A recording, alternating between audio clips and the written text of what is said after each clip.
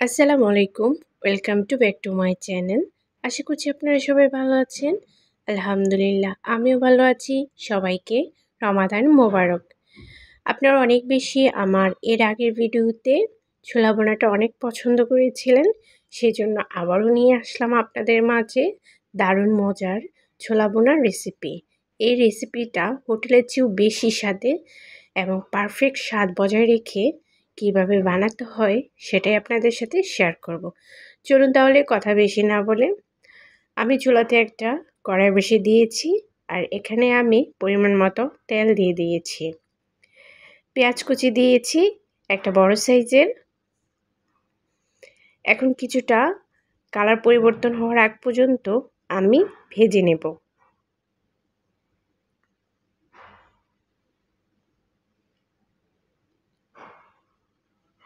এখন একটা তেজপাতা দিয়ে দিলাম 2 ভাগ করে। এত সুন্দর একটা ফ্লেভার আসবে।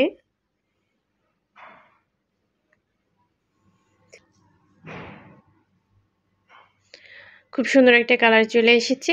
এ পর্যায়ে আমি এখানে 1 চামচ রসুন পেস্ট, 1 চামচ আদা পেস্ট দিয়ে দিলাম।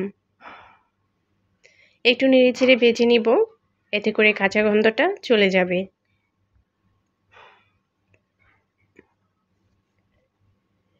টমেটো কুচি দিয়ে দিলাম।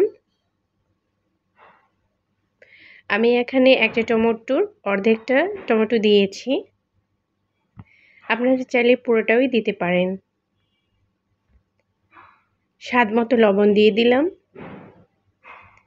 দেন দিলাম 1 চামচ হলুদ গুঁড়ো। মরিচের গুঁড়োটা দিয়েছি হাফ চা চামচ। দেন দিব হাফ চা চামচ ধনিয়ার গুঁড়ো, হাফ চা চামচ জিরে গুঁড়ো। আমি এখানে ভাজা জিরের গুঁড়োটা দিয়েছি। 1 চামচের মতো পাঁচফোড়নের গুঁড়ো। এখন সবগুলো মশলা সামান্য একটু পানি দিয়ে খুব ভালো করে কষিয়ে নেব।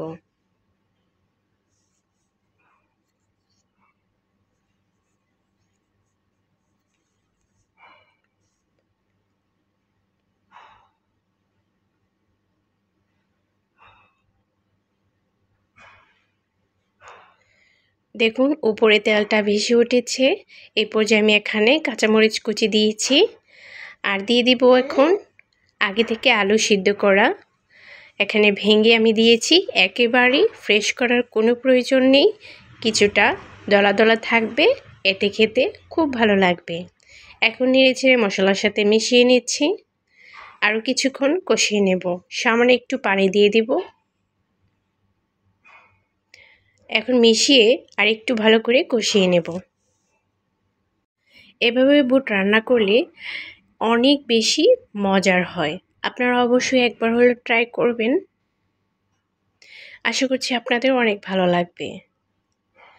খুব ভালো করে কষানো হয়ে গিয়েছে। এই পর্যায়ে আমি আগে থেকে সিদ্ধ করা ছোলাগুলো এখানে দিয়ে দিচ্ছি।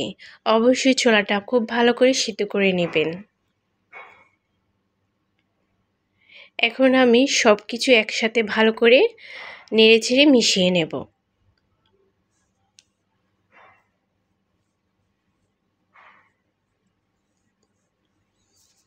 এখন উপরে কিছু পেঁয়াজ কুচি দিয়ে দিয়েছি, আবারও নেড়েচেড়ে একসাথে মিশিয়ে নিচ্ছি।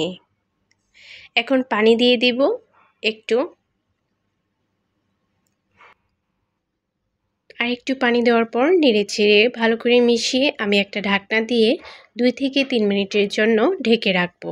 এতে করে বোটটা খুব সুন্দর ভিতর থেকে সফট হয়ে যাবে। ঢাকনাটা উঠানোর পর দেখুন কতটা সুন্দর এবং লোভনীয় লাগছে। বোটটা দেখতে অনেকটা আস্ত মনে হচ্ছে, কিন্তু হাত দিয়ে ধরার সাথে সাথেই একদম গলে যাচ্ছে। খেতে খুবই মজা হয় এবং দেখতে তো দারুণ লোভনীয়।